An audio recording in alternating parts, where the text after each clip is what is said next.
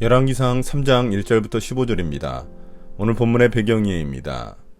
1장과 2장이 솔로몬이 다윗의 후계자가 되는 과정에 집중했다면 3장과 4장은 솔로몬이 아버지 다윗이 남긴 숙제를 어떻게 메우기 시작하는지 보여줍니다.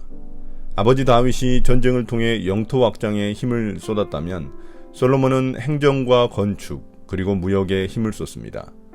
또한 등장하는 기브온 이야기는 솔로몬의 왕위 계승을 하나님이 인정하셨다는 것을 보여줍니다. 3장 1절부터 3절입니다. 솔로몬이 한 일. 솔로몬은 이집트 왕 바로와 혼인관계를 맺고 바로의 딸을 아내로 맞았다. 그리고 그는 자신의 집과 주의 성전과 예루살렘 성벽의 건축을 모두 끝낼 때까지 그 아내를 다윗성에 있게 하였다.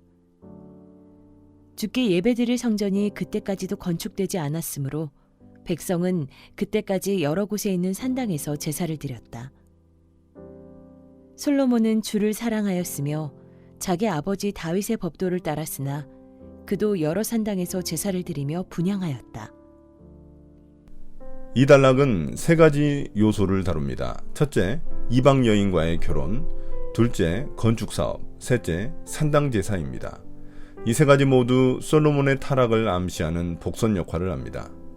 솔로몬은 대외적으로는 이집트 왕 바로의 딸과 혼인하여 동맹을 확보합니다.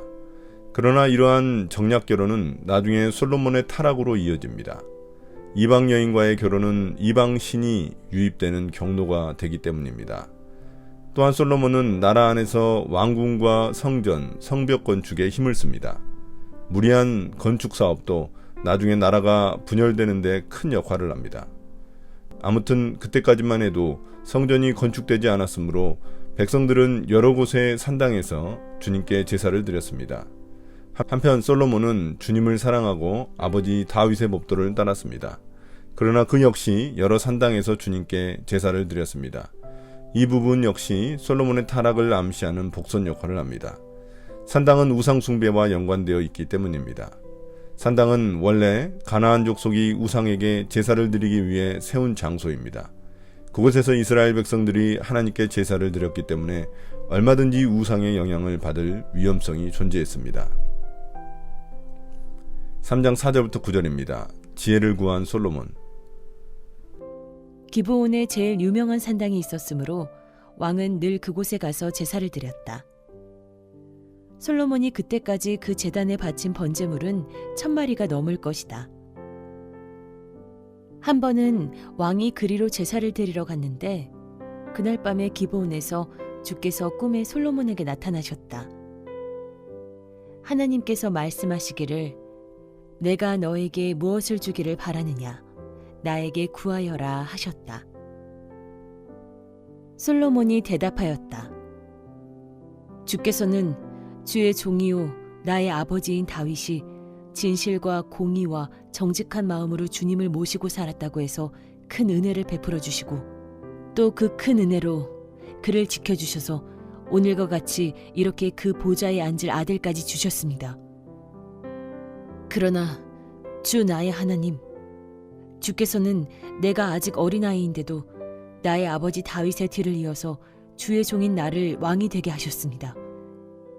나는 아직 나가고 들어오고 하는 처신을 제대로 할 줄 모릅니다. 주의 종은 주께서 선택하신 백성, 곧 그 수를 셀 수도 없고 계산을 할 수도 없을 만큼 큰 백성 가운데 하나일 뿐입니다. 그러므로 주의 종에게 지혜로운 마음을 주셔서 주의 백성을 재판하고 선과 악을 분별할 수 있게 해주시기를 바랍니다. 이렇게 많은 주의 백성을 누가 재판할 수 있겠습니까?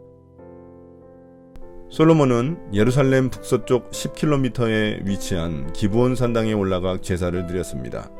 이 산당은 규모가 크고 성막과 부살렐이 만든 놋제단이 있었기에 가장 유명한 산당이었습니다. 여기서 솔로몬은 1000마리가 넘는 제물을 바쳐 하나님께 제사를 드렸습니다. 여기서 1000이라는 숫자는 수많은 제물을 드렸다는 의미입니다. 이제 주님은 솔로몬의 꿈에 나타나셔서 그에게 소원을 물어보십니다. 솔로몬이 제물을 많이 드려서가 아니라 다윗에 대한 언약을 기억하시고 그의 왕위를 인정하시기 위함입니다. 솔로몬은 자신이 원하는 것을 말하기 전에 주님이 다윗과 자신에게 베푸신 은혜를 감사합니다. 그는 자신의 아버지 다윗이 진실과 공의와 정직한 마음으로 주님을 섬겼음을 말합니다. 또한 솔로몬은 겸손하게 자신이 어린아이와 같은 존재인데도 왕이 되게 하셔서 지금 어떻게 처신할지 모르겠다고 말합니다.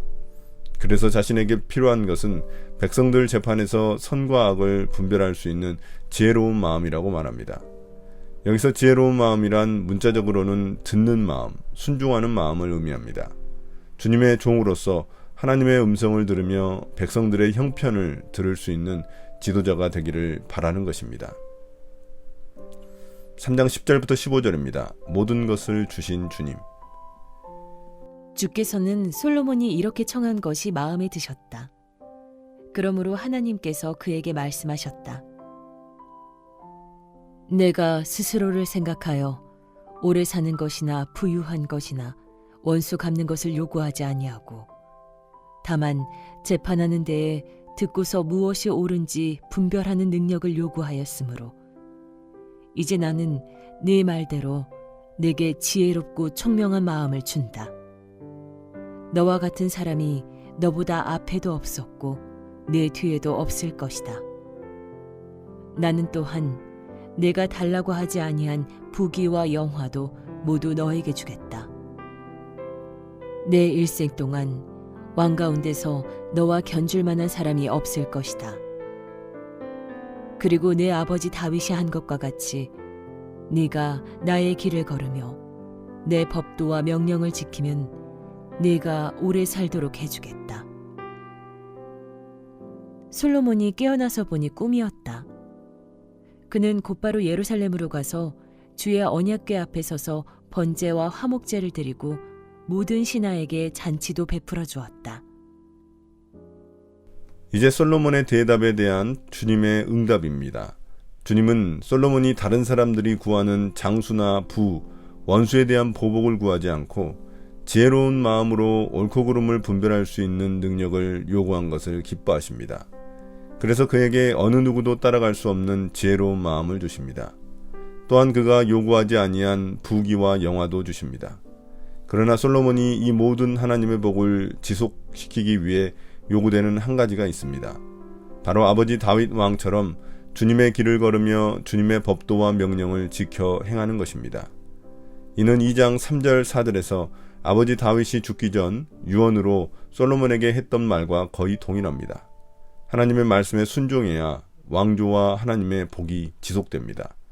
이렇게 꿈에서 깬 솔로몬은 곧바로 예루살렘으로 가서 주님의 언약궤 앞에 서서 번제와 화목제를 드리고 신하들에게 잔치도 베풀어 주었습니다. 이처럼 하나님은 꿈을 통해 솔로몬 왕조의 정통성을 보여주십니다. 오늘의 묵상 포인트입니다. 첫 번째, 하나님은 어떤 분입니까? 솔로몬은 자신이 어린아이와 같다고 겸손하게 말하며 다른 왕들이 구하는 장수와 부귀영화를 구하지 않았습니다. 그는 자신이 왕으로서 하나님의 백성들을 잘 섬길 수 있는 지혜로운 마음을 구했습니다. 하나님은 겸손하게 자신의 위치에서 꼭 필요한 것을 구하는 것을 기뻐하십니다. 지금 내가 서 있는 삶의 자리에서 꼭 필요한 것은 무엇입니까? 두 번째, 나에게 주시는 교훈은 무엇입니까? 솔로몬이 요구한 것은 지혜로운 마음, 즉 듣는 마음입니다. 백성들을 통치해야 하는 왕이 가져야 할 가장 중요한 태도입니다. 하나님의 종으로서 하나님의 음성을 잘 들어야 하며 백성들의 요구도 잘 들어야 합니다.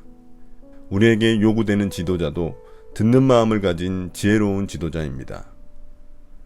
오늘의 기도입니다. 주님, 솔로몬처럼 저에게도 지혜로운 마음, 듣는 마음을 주십시오. 세상 속에서 옳고 그름을 잘 판단할 수 있는 영적 분별력을 주십시오. 예수님 이름으로 기도드립니다. 아멘.